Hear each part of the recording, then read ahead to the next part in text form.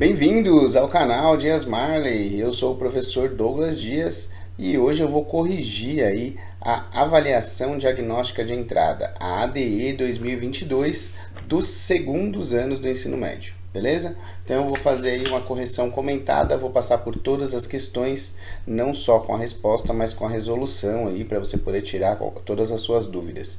Como a prova é muito extensa, são 26 questões, eu vou fazer aí a correção dividida em 3 partes, beleza? Então essa é a parte 1. E aí logo na sequência, assim que você terminar esse vídeo, já vai sugerir para você aí a parte 2, a parte 3. Então já deixa o like aí para fortalecer o canal e se inscreva no canal aí para você não perder as próximas partes. Quando eu lançar as próximas partes aí na sequência, você já vai ser informado, beleza? Bora pro vídeo.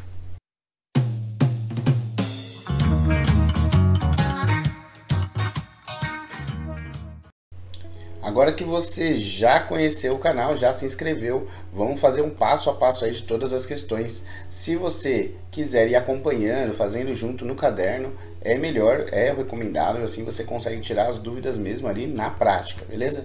Se não der para tirar alguma dúvida, alguma coisa que surgir, que sobrar, né, de dúvidas aí para você, você comenta, deixa nos comentários aí que eu vou respondendo a todo mundo, beleza? Assim que possível eu vou respondendo e tirando as dúvidas de vocês. Bora para a questão número 1. A questão número 1 começa assim, ó. A água do mar é composta principalmente de cloreto de sódio. Um cientista analisou uma amostra de água do mar e encontrou nela 60 gramas de cloreto de sódio. Além disso, foi constatado que a razão entre a quantidade de cloreto de sódio, de acordo com a quantidade de água do mar, era de 300 por 10 gramas por litro. Então, e aí ele pergunta, né, então quantos litros de água do mar havia naquela amostra? Então, um probleminha aí de regra de 3, ó, regra de 3. Quando ele coloca aí que a quantidade, né, a razão é de 300 por 10, quer dizer o quê? Ó, a cada 10 litros de água do mar, são encontrados aí 300 gramas de cloreto de sódio. Então, a cada 10 litros são encontrados 300 gramas. Ele fala que numa amostra menor, né, claramente uma amostra menor, ele encontrou 60 gramas de cloreto de sódio. Então, essa amostra tinha quantos litros? Probleminha de regra de 3. Ó. Como eu disse, o que ele te dá pronto aí? Que 300 gramas são encontrados em uma amostra de 10 litros. E aí ele fala que numa amostra foi encontrada 60 gramas e ele quer saber nessa amostra quantos litros tem, beleza? Então, probleminha aí de regra de 3. Regra de 3 ajuda muito, resolve muitos dos problemas aí dessa provinha e a gente vai começar com esse daí, beleza? Primeira coisa, a gente analisa se é uma regra de 3 direta ou indireta, né? Direta ou inversa. Será que você aqui, ó, se em 10 litros encontrou 300 gramas, para encontrar 60 gramas, será que a gente vai precisar de mais ou de menos de 10 litros? Será que é proporcional? Então, com certeza aqui, como você encontrou só 60 gramas, a quantidade de litros é menor. Então, já é uma regra direta e aí é só fazer a multiplicação aí em cruz, né? Multiplicar em x, multiplicar em cruz. Então, o 300 vai fazer vezes x. Então, vou colocar aqui, ó, 300 vezes x. E, por outro lado, o 60 vezes 10. Beleza? Para determinar o valor de x, que é o que a gente quer, eu vou multiplicar aí o 60 vezes 10, que vai dar 600. E o 300 que estava multiplicando vai passar dividindo por 300. Então, o x aí é 2. 2 o quê? 2 litros. Ó. Só olhar na coluna que o x está. Ele está na coluna dos litros, então 2 litros. Beleza? A primeira aí era a alternativa A. Fechou? Vamos para a próxima.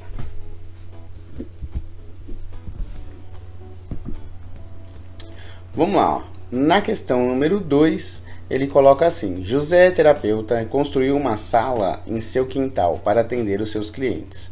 O chão dessa sala tem formato de um polígono regular, que está representado no desenho abaixo, que foi dividido em triângulos congruentes. Então tá aí o desenho, é um pentágono, né? Eu fiz um desenho adaptado aqui para a gente poder rabiscar, não ficou tão bonito que nem aquele lá, mas dá para entender. A região destacada em cinza, que é esse ângulo interno aqui da pontinha, representa uma prateleira que José vai instalar em um dos cantos da sala. Para encomendá-la, é preciso saber o ângulo do canto do qual ela será encaixada, a fim de que o corte seja feito com precisão. Qual deve ser a medida do ângulo em graus para que essa prateleira se encaixe perfeitamente no canto dessa sala? Então tá aí, é um exercício de determinar aí a medida desse ângulo interno. Então, você sabe que é um polígono regular, ele fala aqui, ó, regular. O que quer dizer isso? Que todos os lados são iguais e todos os ângulos aí são iguais, então tanto faz esse cantinho, poderia ser esse de cima, esse do lado, todos os ângulos têm a mesma medida, todos os lados têm a mesma medida. Isso que quer dizer esse regular. Regular é que ele está dividido por igual, beleza? Então é um exercício aí para a gente determinar qual a medida do ângulo interno do pentágono. Muito difícil saber isso aí de cabeça, ter decorado. Então, a gente vai fazer o quê? Vamos pela lógica do que a gente conhece. A soma dos ângulos internos de qualquer triângulo é sempre 180. Qualquer triângulo. A figura aí do pentágono já foi dividida em 5 triângulos. Então, eu sei que a soma dos ângulos internos aí dos 5 triângulos são cada uma 180. Então, para eu saber a soma dos ângulos internos total, né? A soma total aí desses ângulos internos, eu vou fazer o 180 vezes 5. 5 vezes 0, 0, 5 vezes 8, 40, sobe 4, 5 vezes 1, 5, com mais 4 que subiu, 9. Então, o total aí, total de ângulos internos aí, nós temos 900. Beleza? Total aí de ângulos internos nós temos 900. Mas tem um detalhe importante. Quando você fala esses 900 graus, você está somando tanto os ângulos aqui, ó, de fora, como esses ângulos aqui, ó, de dentro, ó, que fazem parte do triângulo, tá vendo? Essa pontinha de cada triângulo. Mas eu não quero saber essa parte interna aí. Essa pontinha de cada triângulo, somadas aí tudo junto, ela dá uma voltinha perfeita. E uma volta perfeita aí, ela equivale a 360 graus. Então, ó, um círculo aí perfeito tem 360 graus. Então eu vou tirar essas pontinhas do triângulo, porque essa parte do meio não me interessa. Eu quero saber só as beiradas aí, ó, só as pontas, beleza? Então, tirando aqui essa parte do meio, então eu vou tirar aqui, ó, eu tinha 900 e vou tirar os 360 ali da parte central. 0, 0 não tira 6, então eu empresto. Fica aí, ó, 8 formou 10, tira 6 dá 4 e 8 tira 3 dá 5. Então, 540 graus. O que são, né? O que são esses 540 graus? 540 graus é a soma total aqui, ó, dos ângulos internos, só contando as laterais. Certo? Ó, de todos os ângulos internos dá 540. Porque eu já somei todos os ângulos do triângulo, que era mais fácil de saber. Tirei a parte do meio aqui que não me interessa, eu quero saber só das bordas. O que sobra para as bordas aí? 540. Só que 540 é a soma de todos, ó. Ele quer saber só um, que é para encaixar a prateleira lá. Então, se 540 é o valor total dos 5 ângulos juntos, para descobrir cada um, eu vou dividir. 5 dividido por 5 dá 1, uma vez é 5, 5, para 5, nada. Abaixo 4. 4 não dá para dividir por 5, então cabe 0 vezes. E aí eu baixo o próximo. 40. 40 dividido por 5 dá 8. 8 vezes 5, 40, para 40, nada. Então, o nosso valor aí do nosso ângulo interno para colocar a prateleira é o 108, alternativa C. Belezinha? Fácil esse? Bora pro próximo. Vamos lá no exercício 3. Ó, exercício 3 diz assim, ó, Clarice foi a um supermercado e comprou algumas barras de chocolates iguais. O preço de cada uma das barras compradas por Clarice equivale numericamente à metade da quantidade de barras que ela comprou. Clarice pagou no total R$ 72 por essa compra. Então, qual foi a quantidade de barras de chocolate compradas por Clarice nesse supermercado? Então, a primeira coisa que a gente precisa pensar é, como é que eu determino aí o preço pago? Né? O preço pago, eu vou pegar o preço de cada uma das barras, porque fala que ela só comprou barrinha de chocolate. Se eu pegar o preço de cada uma e multiplicar pela quantidade, vai dar o total, beleza? Então, comprei só um produto, comprei só barrinhas de chocolate. Se eu souber o preço de cada uma e souber a quantidade que ela comprou, preço vezes a quantidade, vai dar o total da compra aí para pagar, certo? Ela já fala aí, ó, que aqui o total que foi pago foi 72. E ele também diz uma outra coisa importante, ó, que é o que pega nesse exercício. O preço de cada barra comprada equivale numericamente a metade da quantidade. Então aqui o preço é, na verdade, a metade da quantidade. Então, metade da quantidade é a quantidade dividido por 2. Então, ó, quantidade dividido por 2, tá assim, ó. Metade da quantidade é o preço. Então, só para a gente ter uma ideia de exemplo, né? Exemplo, se você tivesse comprado lá 10 barras, qual seria o preço de cada uma? O preço é a metade da quantidade. Então, se eu tivesse comprado 10 barras, o preço de cada uma seria 5, que é a metade de 10. E aí, o valor total pago eu faria 5 vezes 10, que daria 50. Então, aqui ó, já dá para pensar que ele comprou mais barras. Porque se tivesse comprado só 10, o preço seria 5, e 5 vezes 10 daria 50 reais para pagar, e não 72. Então, se pagou 72, o preço precisa ser maior e a quantidade precisa ser maior, beleza? Para resolver isso como uma equação mesmo, ó, quando você multiplica aqui, ó, Q vezes Q, o Q aí ele podia ser qualquer letra, né? O X, normalmente a gente usa, o Y, mas quando você tem uma letra vezes ela mesma, ela vai ficar Q ao quadrado, vai ser igual. E esse 2 aqui, ó, que está dividindo, né? Aqui embaixo ele está dividindo. Se ele passa para o lado de lá, ele vai passar multiplicando. Então, eu vou ter 72 vezes 2. Certo? Então, ajeitando aí, eu tenho que o Q ao quadrado é igual a 144. Então, o valor do Q é a raiz de 144. Que número vezes ele mesmo, que dá 144, que é a raiz de 144, é 12, beleza? Então aqui a gente já determinou a quantidade, que é justamente o que ele perguntava, ó, qual foi a quantidade de barras que ele comprou. Então ele comprou, quantidade aí foi 12, é a alternativa B, beleza? Mas se na hora lá eu não percebi, aí não consegui, me atrapalhei nessa passagem aqui, né, de fazer esse Q vezes Q, que é ao quadrado, esqueci. Você pode pensar ainda na mesma linha que eu estava falando aí, que era o quê? Você pode pensar, se eu tivesse comprado 10, o preço de cada uma seria 5, e 5 vezes 10, 50. Então, posso pensar, aí se eu tivesse comprado 11, mas aí o preço seria metade de 11 já seria um número com vírgula, um número quebrado, e aí o preço também daria quebrado. Então, não, vamos pensar em quantidades pares. Já tinha falado de 10, ó, a próxima quantidade que a gente podia tentar era 12 mesmo.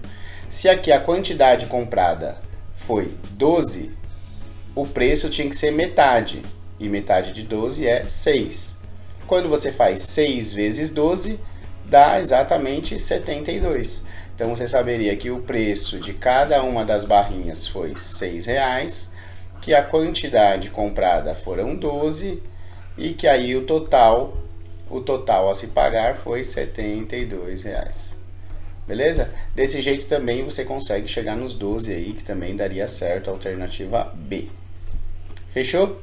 Terceira resolvida, vamos para a quarta.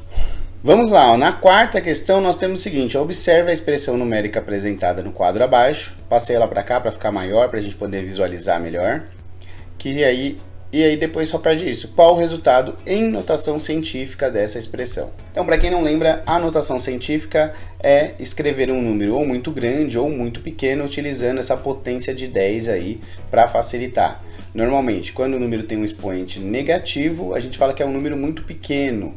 Então, um número muito pequeno que provavelmente seria escrito como 0,0000000 alguma coisa. Então, para não ficar escrevendo esse número grandão desse jeito, a gente facilita ele com a notação científica, tá bom? Então, quando você tem um expoente positivo, normalmente é um número muito grande. Então, você tem um número grande, para não escrever a massa do Sol, 1 bilhão, não, então você escreve um número aqui pequenininho, anota a parte fixa dele e multiplica por uma potência de 10, que aí você consegue representar ele menorzinho, mais fácil de visualizar, de entender. Beleza? Agora, como é que a gente opera com esses números, né? Como é que a gente faz as operações com esse número? Primeiro, a gente tem que fazer o que está dentro do parênteses. Ó. Tem um parênteses, o parênteses sempre mostra uma preferência. A gente tem que resolver, então, primeiro essa operação. Beleza? Então, vou fazer aqui em um cantinho à parte aí, ó. O que a gente tem? A gente tem o 2,7 vezes 10 a sétima. Então, ó, o que seria esse vezes 10 a sétima? Para vocês entenderem também, ó, você poderia pegar esse 2,7 e fazer vezes 10, vezes 10, vezes 10, vezes 10, 7 vezes, beleza? Esse é o resultado, esse é o número que está escrito aqui. Ao invés de você deixar ele tão grandão, você simplifica ele, ó. Vou ter que pegar esse 2,7 e fazer vezes 10, vezes 10, vezes 10, vezes 10, 7 vezes, beleza? Então esse é o número, só para você ter uma ideia da grandeza do número aí na sua cabeça. E aí eu vou ter que fazer menos o segundo número que está aqui, 2,0 vezes 10 a sexta. Só que quando você soma ou subtrai aí notações científicas, elas precisam ter a base de potência igual. Não dá para aqui estar 10 a sétima e aqui 10 a sexta. A gente não consegue operar desse jeito. Então, o que a gente pode fazer? Ajeitar para que uma fique igual à outra. Vou transformar esse 10 a sexta em um 10 a sétima. O que seria isso? Ó, esse 10 a sexta em um 10 a sétima. Para transformar em um 10 a sétima, eu teria que multiplicar aqui por 10 mais uma vez, né? Ó, porque aqui ele está multiplicando por 10, vezes 10, vezes 10, vezes 10, 6 vezes. Para ficar uma 10 a sétima, eu teria que multiplicar por 10 uma vez a mais, mas sem alterar aí o número. Então, o que eu faço? Eu já escrevo o número uma casa com a vírgula uma casa para a esquerda, ó, arrasto essa vírgula daqui para cá, para ele vai ficar 0,20, né? 0,20. Arrasto a vírgula uma casa para a esquerda, porque aí para corrigir essa vírgula que eu arrastei para a esquerda, eu aumento 1 no expoente. Então, se eu multiplicar ao invés por 10 a sexta, multiplicar por 10 a sétima, dá a mesma coisa. Então, ó, de novo, 2,0 vezes 10 a sexta vai ser a mesma coisa do que 0,2 vezes 10 a sétima. Porque aqui o número é menor, 0,2 é menor do que o 2. Porém, quando eu multiplico por 10 a sétima, ele corrige essa diferença. Ele tem uma 10 vezes menos aí, na verdade. E aí, quando eu coloco 10 a sétima, que é um número a mais, eu estou multiplicando por 10 uma vez a mais. Então, equilibra e fica tudo por igual. Quando você multiplica aí potências, né, a notação científica, que já é igual, ela permanece igual. Eu não vou mexer nela aí, ó. Eu vou deixar ela quietinha aí e vou fazer a conta de menos normal aqui, com os números que eu tenho. 7 menos 2 dá 5. E 2 menos 0 continua 2. Então, eu tenho 2,5 vezes 10 a sétima. Beleza? Então, vamos reescrever ali o que sobrou. Aqui, então, eu tenho, ó, a primeira parte que eu não mexi, 3,4 vezes 10 a menos 2, vezes, que esse vezes que estava aqui, ó, vezes. Agora, tudo que estava dentro do parênteses, eu já resolvi. Ficou lá embaixo, ó, 2,5 vezes 10 a sétima. Beleza? E agora a gente pode simplificar isso aí, ó, pode resolver, né? Primeira coisa que você precisa saber, quando você está multiplicando, que agora eu estou multiplicando essas potências, elas não precisam ser iguais. Não precisam ser iguais porque aí não é tá igual, permanece igual, não é essa a regra. A regra é para soma e subtração. Quando você vai multiplicar, a gente vai multiplicar potências, a gente soma os expoentes. Então, se aqui eu tenho 10 a menos 2 e aqui eu tenho 10 a sétima, que aqui não tem nada, é positivo, então eu tenho devo 2 e tenho 7. No final das contas aí, eu ainda fico com 5. Então eu já sei que a parte da potência vai ser 10 à quinta. Ó, somei. Devo 2 e tenho 7, me sobra 5. Então já resolvi a parte da potência. Beleza? O que falta fazer aí? Falta fazer a multiplicação dos números, a parte numérica mesmo. 3,4 vezes 2,5. E aí como é que a gente resolve isso? Esquece a vírgula, multiplica aí normal, ó, 5 vezes 4, 20, 5 vezes 3, 15, com 2, 17. Põe o sinalzinho aí, ó, de mais para vir para a dezena. 2 vezes 4, 8. 2 vezes 3, 6. Soma dá 0, 15. Sobe 1 com 2, com 6, 8. Certo? Ó? E aqui a gente conta agora as vírgulas. E as vírgulas aqui, ó, o que a gente faz? Um número depois da vírgula, um número depois da vírgula. Dois números aí, então, no total eu tenho 2. O 4 e o 5. Dois números que estavam depois da vírgula. No resultado eu preciso de dois números depois da vírgula, o 5 e o 0. E aí eu ponho ele para cá.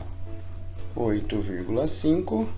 Posso pôr o 0 aqui ou não, que aqui esse 8,5 ele também já vale 8,50, a mesma coisa. Então esse 0 ali não vai valer nada. Posso até pôr, mas não precisa.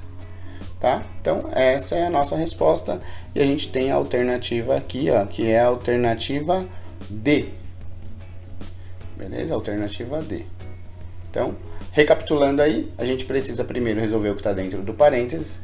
Como é uma subtração, eu igualei as potências aí para ficar igualzinho as potências. E aí fiz a continha de menos normal. Beleza? Peguei o resultado que eu encontrei e substituí aqui. Para fazer a continha de vezes, eu multiplico a parte numérica aí normal. Multiplico aí, conto as casas para pôr a vírgula. E a parte da potência de 10 aí, eu somo os expoentes. Devia 2 com 7, ficou 5. Beleza? Vamos para a próxima, quinta questão. Essa daí, sem dúvida nenhuma, é uma das questões mais fáceis da prova. E ainda assim, ela apresentou bastante erro, por conta só da linguagem em matemática ali. Às vezes o pessoal se assusta e acaba não parando para visualizar direitinho o que quer dizer essa linguagem matemática. Quando a gente fala de função, ó, vou até ler o problema de novo. Ó. Considere os conjuntos P, que está aqui, passei para cá para ficar maior, ó, P igual a 0, 1, 2, 3, 4, e o conjunto Q, que é 1, 2, 3, 4, 5. E as relações aí que elas são apresentadas, relações 1, 2, 3, 4, 5, são cada uma dessas aqui é uma das relações. Qual dessas relações define uma função de P em Q? Então, primeiro a gente tem que relembrar aí o que é função. Função aí vai ser uma expressão matemática que vai levar um conjunto para o outro. Se eu traduzisse isso para vocês, todos acertariam essa questão. Então, como é que eu faço? O que eu tenho que fazer? Que operação que eu tenho que fazer para que esse conjunto P se transforme no conjunto Q? O 0 tem que virar 1, o 1 tem que virar 2, o 2 tem que virar 3, o 3 tem que virar 4 e o 4 tem que virar 5. Que mágica é essa que eu estou fazendo? Eu estou pegando um elemento aqui do conjunto P, que é o meu primeiro conjunto, que normalmente a gente chama de domínio, que normalmente a gente usa a letra X para representar ele. Então, a gente pega um desses elementos aqui, qualquer um. Quando eu tenho um específico, eu falo, eu quero pegar um 1, ótimo. Quando eu falo, eu quero pegar um elemento qualquer desse conjunto, aí eu uso uma letra para representar. Então, eu vou usar o X aqui para representar os elementos do conjunto P. E transformar ele em um elemento do conjunto Q, que pode ser qualquer um deles, mas se eu quiser representar de maneira mais genérica, eu ponho uma outra letra aí, beleza? Então, o que eu tenho que fazer com os elementos do P, né, com o X, para se transformar em um Y? Vocês todos já devem ter percebido aí que é só somar 1. Se eu pegar o primeiro daqui, 0, mais 1, dá o primeiro daqui, 1. 1 mais 1, 2. 2 mais 1, 3. 3 mais 1, 4. 4 mais 1, 5. Então, o grande segredo aí é o quê? Que eu preciso pegar um elemento do primeiro conjunto, somar 1 para chegar no segundo conjunto.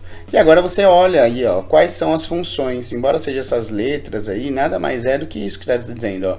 Eu tenho que pegar um elemento do primeiro conjunto e subtrair 1? Não. Não importa o elemento que eu pegue, sempre vai dar zero? Não, isso seria se o segundo conjunto fosse tudo zero, né? Que aí não tem conta para fazer, ele tudo vai dar zero. A terceira opção, eu pego um primeiro elemento do conjunto e somo 1, foi o que a gente acabou de fazer. Aqui ele está dizendo que pega um elemento do primeiro conjunto e ele vai estar igual lá, igual a x. Então é o mesmo elemento, então só se os dois conjuntos fossem iguais. E aqui ele fala uma continha diferente, eu teria que pegar o primeiro elemento, fazer vezes 2 e depois somar 1. E aí daria o elemento do segundo conjunto, que também não é o caso. Então, nesse daqui, a gente só precisa somar 1. Só precisava observar aqui, ó, essa relação, ó, x mais 1. É isso que está acontecendo com o conjunto P para ele se transformar no conjunto Q. E aí era a relação 3. A relação 3 que está na letra C. Beleza? Então essa é uma daquelas que vocês acabam se assustando aí por conta das letras, por conta ali da nomenclatura, da linguagem matemática, mas é uma das questões mais fáceis da prova, era essa daí. Beleza? Bora para a questão 6. Ó, vamos ler aí a questão 6. Uma empresa que fornece energia elétrica instalou uma torre de transmissão de energia em uma cidade. Por questões de segurança, essa empresa irá instalar um fio de contenção completamente esticado do topo da torre até o chão. Observe no desenho abaixo a representação da torre de transmissão com esse fio e a indicação de algumas medidas. Então, olhando aqui, ó, aqui a gente tem a torre, certo? Ó, aqui a gente tem a torre. E aqui a gente tem um fio de contenção, que é um fio aí para dar um apoio, um suporte para segurar essa torre, beleza? E aí ele já fala que tem algumas medidas. A altura aí, ó, é de 15 metros. A distância entre a base da torre e o fio é uma distância de 8 metros. Beleza? E aí ele coloca aí, ó, de acordo com as medidas apresentadas nesse desenho, qual será o comprimento mínimo em metros do fio de contenção a ser instalado na torre. Então, qual é o comprimento aqui do fio? Então é isso que a gente quer saber. Beleza? Eu já tenho falado algumas vezes aí que o triângulo é de longe a figura geométrica mais importante. Para vários problemas diferentes, a gente sempre vai extrair os triângulos, né? Extrair o triângulo que tem naquela figura para a gente poder aplicar as propriedades. Então, não é diferente. Eu peguei aqui, ó, de todo esse desenho aí, de toda essa parte artística, o que nos interessa é isso, ó. Ele é um triângulo retângulo, ou seja, tem um ângulo de 90 graus. Então, é um ângulo reto aqui entre o chão e a torre. A torre tem 15 metros de altura. E aqui essa distância na base é de 8 metros. Bom, aqui a gente já percebe que nós temos um teorema de Pitágoras. O teorema de Pitágoras é hipotenusa ao quadrado é igual cateto ao quadrado mais cateto ao quadrado. Calma aí, o que é essa hipotenusa, cateto? A hipotenusa é só para você identificar qual é o lado maior. É o lado que está sempre de frente com o ângulo de 90 graus. Ó. De frente com o ângulo de 90 graus é a hipotenusa, é o nosso lado maior. E os outros dois que sobram a gente chama de cateto. Beleza? Cateto e cateto. Pronto. Isso aí são só os nomes dos lados do triângulo. Então, o que está de frente com o ângulo de 90 graus, hipotenusa é o lado maior. Então, no lugar da hipotenusa, eu vou pôr x ao quadrado igual. E no lugar dos catetos, qual a ordem? Qual você preferir? Qual você achar mais bonito, você põe primeiro e depois põe o outro. Tanto faz. Isso não vai interferir no seu resultado. Beleza? Então, essa é a continha que a gente tem para fazer. Eu vou manter aqui, ó, x ao quadrado igual. 8 ao quadrado é 8 vezes 8, 64. Mais 15 ao quadrado é 15 vezes 15, 225. E quando a gente soma aí, ó, x ao quadrado é igual a 289. Beleza? Então, x ao quadrado é igual a 289. Sempre, ó, quando é teorema de Pitágoras, a gente vai precisar, para descobrir o valor de x, para descobrir o valor que eu sempre quero, eu preciso tirar uma raiz quadrada desse número que eu encontrei. Então, qual é a raiz quadrada de 289? Então, traduzindo, que número vezes ele mesmo que dá 289? A raiz de 289 é 17. Ali o exercício está tudo em metros, então 17 metros. É o comprimento do fio. Então, esse comprimento x aqui, ó, é 17 metros. Beleza? Aqui a gente já tem uma alternativa marcada, ó, a alternativa D. Fechou? Tranquilo essa? Teorema de Pitágoras. Bora para a próxima. Exercício 7, questão 7 aí. Observe a tabela abaixo com alguns valores do domínio de uma função polinomial de segundo grau com as suas respectivas imagens. Então, você já deve ter trabalhado aí a questão de construção de gráfico. A gente tem o valor do x, aplica em uma determinada função que você tem, acha os resultados e aí marca o ponto no gráfico. Então, ó, esse ponto, por exemplo, ó, menos 2 e 5, menos 2 e 5. Quando ele está assim de parzinho, quer dizer que esse ponto tem que estar no gráfico. Então, por exemplo, eu acho aqui o menos 2 do x, porque o primeiro ponto sempre é do x, e procuro lá o 5 do y, lá em cima, ó, o 5 do y. E veja onde esses pontos se encontram. Ó, eles se encontram aqui. Esse é o pontinho menos 2 e 5. Já dá para ver, ó, que no gráfico A, esse ponto que eu marquei em vermelho aí, esse ponto que está indicado na tabela, ele não faz parte do desenho, ó, o desenho está aqui embaixo, tá vendo? Então, isso já quer dizer que está errado. A gente já elimina de cara aqui, ó, a gente já sabe que a alternativa A não tem nada a ver, porque esse ponto que está indicado na tabela não faz parte do gráfico. E aí isso já é um erro. Percebe que nos outros, ó, vai dar certo, ó, o menos 2 com 5 está aqui, ó, então ele faz parte do gráfico. O outro ponto, ó, o menos 2 com 5 está aqui, ele faz parte do gráfico. O menos 2 com 5 está aqui, então ele faz parte do gráfico. Então, ó, por esse pontinho aí, por esse primeiro ponto, a gente consegue eliminar o gráfico A. Mas todos os outros convergem, ó, todos os outros faz parte, esse ponto menos 2 e 5, ele faz parte dos outros gráficos. Agora, como é que a gente vai determinar? Bom, primeira coisa que eu vou perguntar para você, se você tem uma bananeira, tem alguma chance dela dar maçã? Não tem, né? Então, equações de segundo grau já foi determinado para vocês logo no começo da vida. Quando você vê equação de segundo grau pela primeira vez, a gente fala sempre isso, ó. Esse é o modelo de equação de segundo grau. A partir dele, quando você gerar um gráfico, sempre será uma parábola. Ou uma parábola virada para cima, ou uma parábola virada para baixo, dependendo do valor de A. Se o A for positivo, ela fica assim. Se o A for negativo, ela fica assim.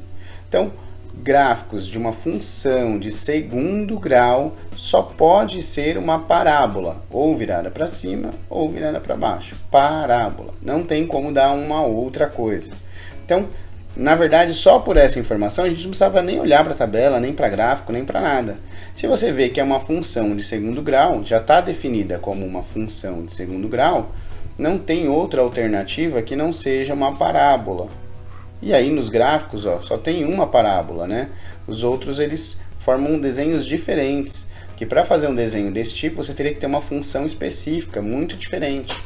Para funções de segundo grau, o gráfico é sempre uma parábola. Então aqui a alternativa E. Com isso a gente fecha aí a primeira parte da correção. Como eu disse para você, se você ainda não é inscrito, se inscreva no canal aí para que você não perca a continuação. Se já estiver pronta, se já estiver liberado, eu já vou deixar nos cards aqui em cima. Você já clica e já vai para a parte 2, beleza? Para você pegar aí a continuação a partir da 8ª questão em diante. Fechou? Deixa o like e até a próxima. Fui!